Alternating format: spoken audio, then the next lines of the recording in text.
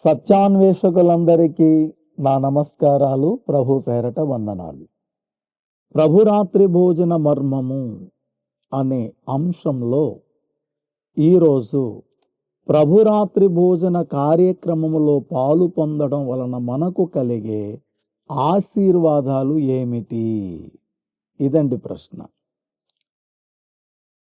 ప్రభురాత్రి భోజనములో మనము పాల్గొనుట అంటే ప్రభు శరీరాన్ని, ప్రభు రక్తాన్ని తినడం వలన మనకు కలిగే లాభాలు ఏమిటి, లేక ఆశీర్వాదాలు ఏమిటి? ఈ ప్రశ్నకు 8 జవాబులు మీకు చెప్పాలి. అందులో మొట్టమొదటిగా జవాబు 1లో మొట్టమొదటిగా ఒక ఆశీర్వాదం చెప్తాను, వినండి.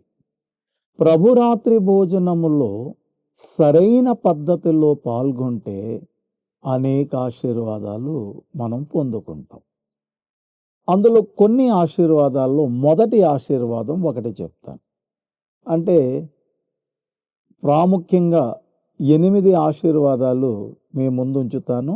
అందులో మొదటి ఆశీర్వాదం ఆదికాండం 2వ అధ్యాయం 7వ వాక్యం చదువుదాం. వాని నాసికా రంధ్రములలో జీవవాయువును ఊదగా నరుడు జీవాత్మ ఆయను. అంటే మట్టిని తీసి బొమ్మను చేసి దేవుడు నాసికా రంధ్రములలో జీవవాయువును ఊదగానే మనిషి జీవాత్మాయను. అంటే మానవ శరీరంలోనికి దేవుని యొక్క ఆత్మ ప్రవేశించింది.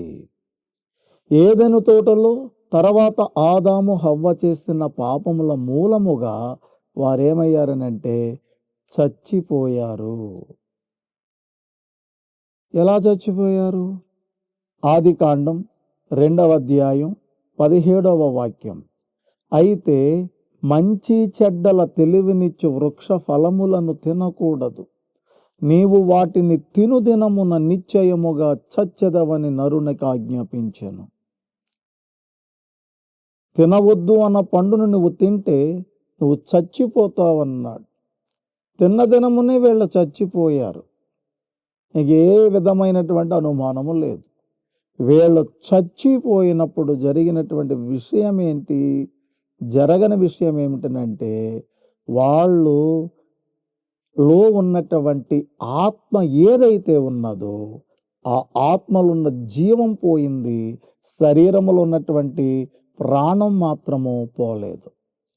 వారి శరీరములో ఉన్నటువంటి ప్రాణం పోలేదు, వారి యొక్క శరీరము లోపల ఉన్నటువంటి ఆత్మలో ఉన్న జీవం అయితే పోయింది. అందుకే వారు చచ్చిపోయారు. వారే కాదు, వారి సంతానమంతా కూడా, వారితో సహా మనము చనిపోయాం. ఎఫెసీయులకు రాసిన పత్రిక 5వ అధ్యాయం 8వ వాక్యములో ఇలాగు వ్రాయబడి ఉన్నది, క్రీస్తు యేసునందు జీవమునిచ్చు ఆత్మ యొక్క నియమము పాప మరణముల నియమము నుండి నన్ను విడిపించెను.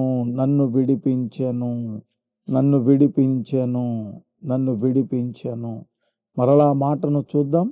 ఎఫెసీ 5:8 క్రీస్తు యేసునందు జీవమునిచ్చు. క్రీస్తు యేసునందే మనకు జీవం. ఏది జీవం? మన ఆత్మకే జీవం. ఆత్మ యొక్క నియమము పాప నియమముల నుండి నన్ను విడిపించెను. ఆయననే కాదు, మనందరినీ కూడా విడిపించింది ఆ యేసుక్రీస్తు మహాదేవుని యొక్క జీవమే మన ఆత్మకు మరల జీవమునిచ్చింది. రోమాపత్రిక 8వ అధ్యాయం 2వ వాక్యం చూడండి. మనము మన అపరాధముల చేత చచ్చిన వారమై ఉండినప్పుడు సహితము మన ఎడల చూపిన తన మహాప్రేమ చేత మనలను క్రీస్తుతో కూడా బ్రతికించెను. రోమా 8:2 మనము మన అపరాధముల చేత చచ్చిన వారమై ఉండగా, మనము మన అపరాధముల చేత చచ్చిపోయాం.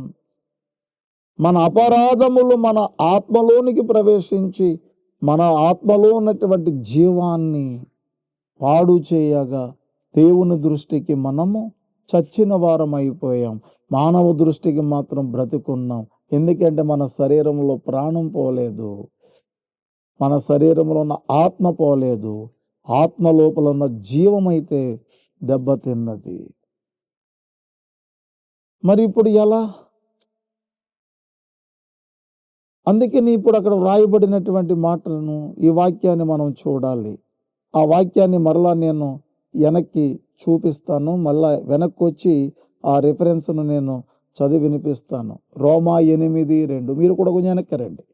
మనము మన అపరాధముల చేత చచ్చిన వారమై ఉండినప్పుడు సహితము మన ఎడల చూపిన తన మహాప్రేమ చేత మనలను క్రీస్తుతో కూడా బ్రతికించెను.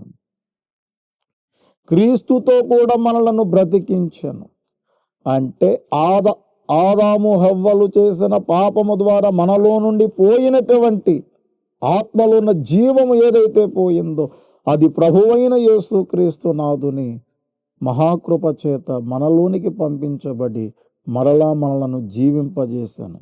మొదటి ఆదాము చేసిన పాపము వలన పోయిన జీవము కడపటి ఆదాము చేసిన శిలువ యజ్ఞం ద్వారా నమ్మి బాప్తిస్మము పొందుట చేత ఆ జీవము మనలో ప్రవేశించెను. ఆ జీవాధిపతి అయిన క్రీస్తే యోహాను 6:51 పరలోకము నుండి దిగి వచ్చిన జీవాహారము నేనే.